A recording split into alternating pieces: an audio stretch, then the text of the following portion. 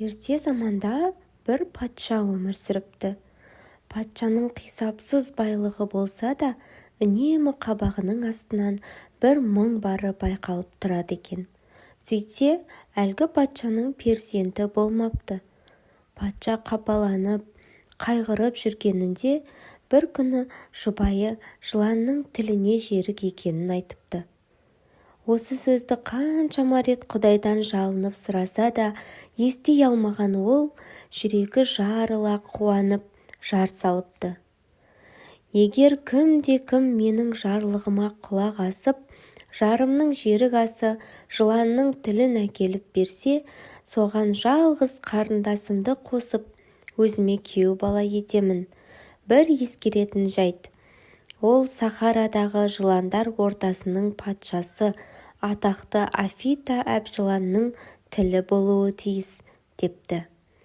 Үмітсіз сайтан демекші, байлық пен аса сұлу патша қарындасын алуға қызыққандар Сахараға жол тартыпты.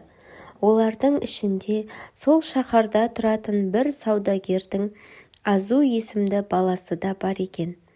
Азу о баста өмірге келгенде жылан терісін жамыла туыпты.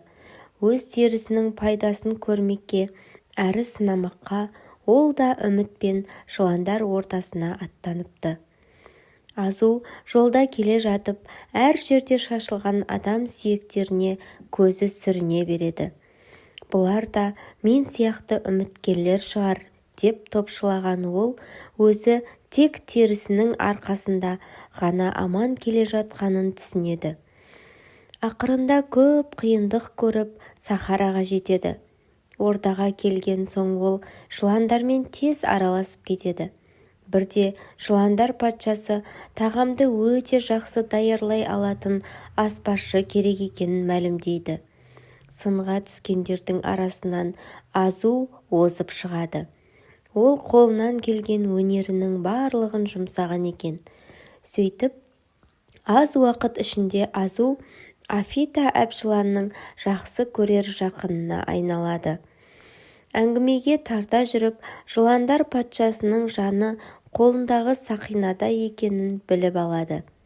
Оны Афита масаңдау кезінде айтып қояды. Бір күні Азу тәтті тағам жасап, оған ұйықтататын дәрі қосады да Афита әбжыланға жегізеді.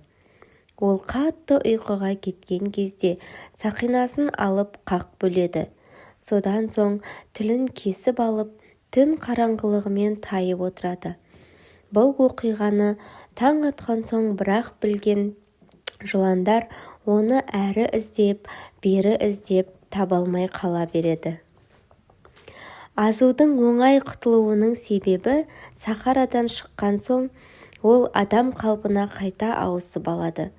Еліне аман-есен оралған Азу патшаға жыланның тілін әкеліп беріп, оның қарындасына үйленеді.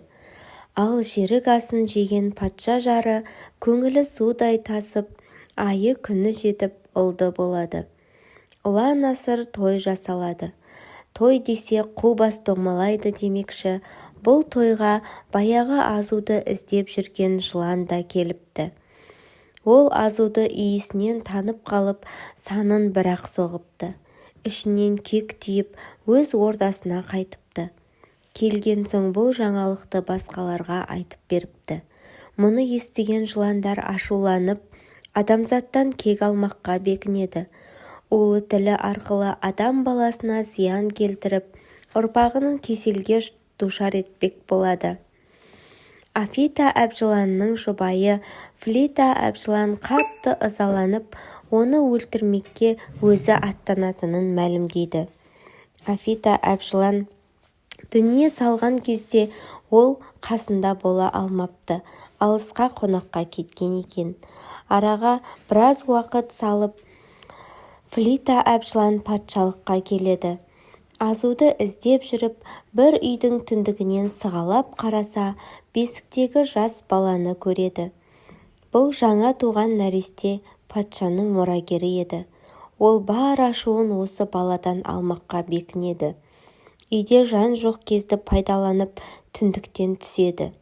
Баланың қасына енді жақындай бергенде есіктен бір әйел кіріп келеді. Жылан сасқалақтап қалады. Ал патша жарының абыржығаны сонша тілі күрмеліп, «О, Құдайым, жалғыз сәбиімді ажалға қалай қиям? Оны босанарда жыланның тіліне жерік болып едім.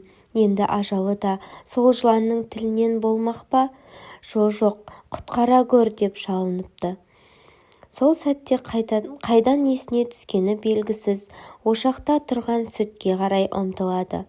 Қазандағы сүтті жыланға көрсетіп тұрып, «О, әбжылан, менің жалғызыма қиянат жасама, жүрегім сезеді, сен кек алмақшысың. Баламды саған бермеймін, болмаса мені шақ, мен де анамын, ана сүтінен жаралғанмын. Балам да, басқа жан-жануарлар да ана сүтінен жаралған. Сен де біз сияқты ана сүтінен нәр алғансың. Тіршілік иесінің нәрі сүт, ол қасиетті де қастерлі, оны жаратқан ием сыйға тартқан. Ақты жерге төкпе деуі сондықтан, ал мен сол сүтті сенің басыңа төгемін. Тек балам үшін, тек жалғызымның өмірі үшін ғана салттан аттаймын. О, әбжылан, опасыз, сенің уың осы сүт арқылы құдіретінен айрылсын. О, жаратушым, тілегімді қабыл ет, деп еңіреп тұрып сүтті жыланға шашып жібереді. Сол сәтте шынында да жылан бар құдіретінен айрылады. Сүттің қасиетті күші оның уы мен айбатын сиқырлап тастайды. Жылан есеңгіреп тұрып есіктен шығып кетеді.